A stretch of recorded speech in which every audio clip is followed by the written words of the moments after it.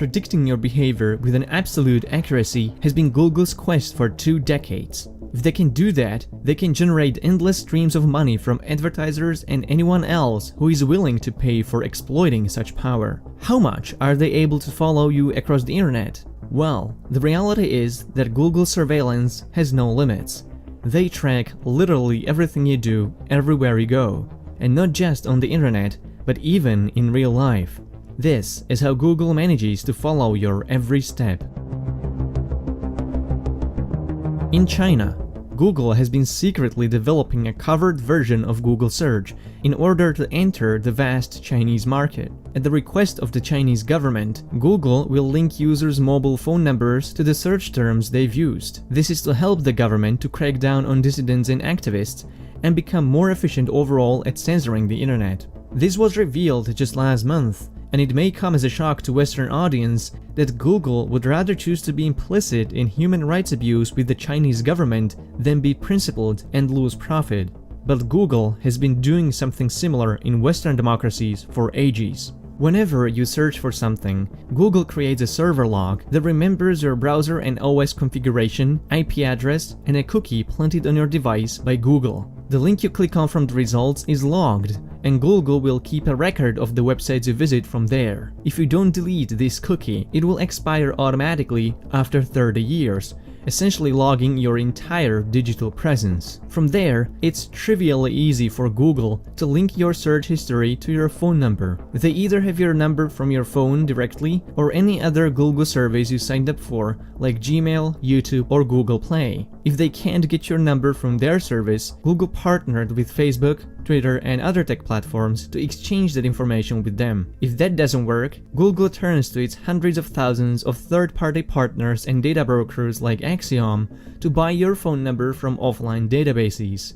Thanks to Ed Snowden, we know that all Google servers are tapped by intelligence agencies in the US and other Five Eyes countries, which include UK, Canada, Australia, and New Zealand. The US National Security Agency then keeps a copy of your search history tied back to your phone number forever in their data centers.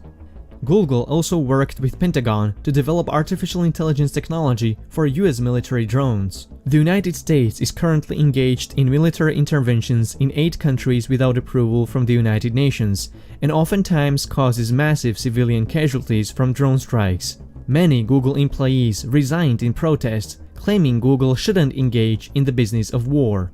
Google surveillance has dramatic real-life implications on human rights, whether it's in China or the United States. It's a political power that few politicians can resist. If you signed up for Gmail, you didn't just give up your phone number, but some precious information that is unique to your biology. Ever since Gmail came to existence, Google has been actively scanning your emails for keywords to expose you to more ads in your inbox. But Google also used your private emails to study your writing style and the way you type. Similar to how you walk is unique to your person, the way you hit keys on your keyboard and your writing style also belong to you only. This allows Google to identify you across your whole internet presence, even if you create pseudonymous accounts on public forums like Reddit.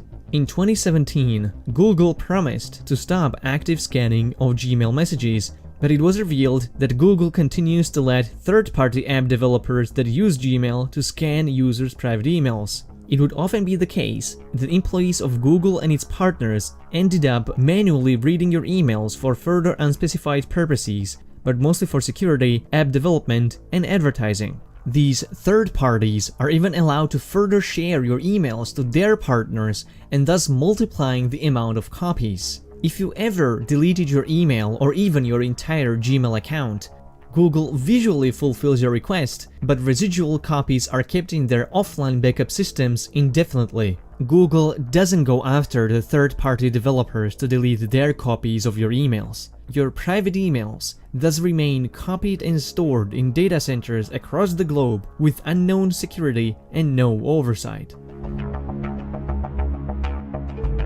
Google uses your browsing history not only to target you with ads, but to identify you as well. They only need snippets of your browsing record to be able to determine your identity on the web. Google tracks your browsing history through AdSense, DoubleClick, and various other advertising and tracking scripts that belong to the company. Even Google Plus share plugins on websites are used to track users even if they logged off or never used Google Plus, similar to how Facebook tracks browsing history through like and share plugins. Where cookies don't work, Google uses your unique advertising ID that is assigned to every Android device by default. This ID is continuously followed and cross-referenced with the rest of your record to constantly keep it up to date across all platforms and devices. If these policies aren't aggressive enough, Google purchases the remaining browsing records from data brokers, internet service providers, internet exchange points, or content delivery networks.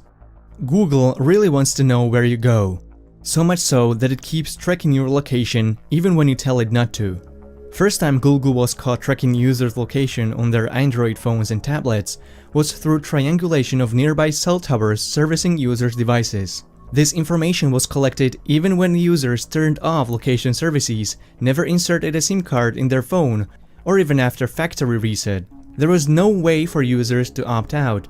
Google said this collection was put in place to improve message delivery, which wasn't really clear how that could work. Nonetheless, Google promised to turn this feature off and stop collecting location data for users who turn off location services. That was a lie. Even with location history turned off, Google can use any app activity to keep a minute-by-minute record of your location, but you wouldn't have any visual way to find out about it. To confuse users, Google hid the option to turn off this location under Web and App Activity settings, where this kind of collection would not be expected by an average user. This year is a big milestone for Google. 40% of global ad spending is expected to take place online, outspending TV advertising by $40 billion. Google achieved dominance in digital advertising thanks to their focus, commitment, and sheer fucking will. The will to know about every single step you make. Google is able to attract advertisers thanks to their ability to profile records of your entire activity on the web. But this time, the corporate behemoth is able to track what you buy even in physical stores. Google partnered with MasterCard and presumably other credit card companies to gain access to roughly 70% of credit and debit card transactions in the United States. These data exchange hands aggregated and in encrypted form. But that's just a public relation talking point. Google can verifiably de-anonymize these data with its massive pool of personal information it holds on their users. By constantly tracking users' location, Google can correlate when users saw an online ad and walked into a store to buy it, almost entirely irrespective of how much time has passed between the two events. Digital profiles in Google's databases contain very detailed information about users' likes, preferences, interests, and private thoughts. The search giant is able to retrospectively compare these profiles with the aggregated databases of offline purchases to identify individual purchasing histories. Google tracks offline purchases in order to prove advertisers when online ads make impressions that translate into physical transactions. Digital advertising is still a relatively new platform compared to television. By tracking users' offline purchases, Google can persuade the advertising industry that they can pinpoint marketing campaigns with surgical accuracy. I only mentioned tracking that we know of. There might be numerous trade secrets, undisclosed agreements, and technologies developed by Google to win the race to get inside people's minds. Google's presence is literally everywhere, and it wants to play God without permission, but it's possible to protect yourself. By avoiding Google services and replacing them with alternatives whenever possible, you can significantly reduce Google's power in your life. Switch to ProtonMail, start using Firefox, search with DuckDuckGo, and install uBlock Origin to block much of Google's tracking machinery. If you want to become more advanced at protecting yourself from Google, you can watch my tutorials on some essential tools that will help you regain control of your digital self.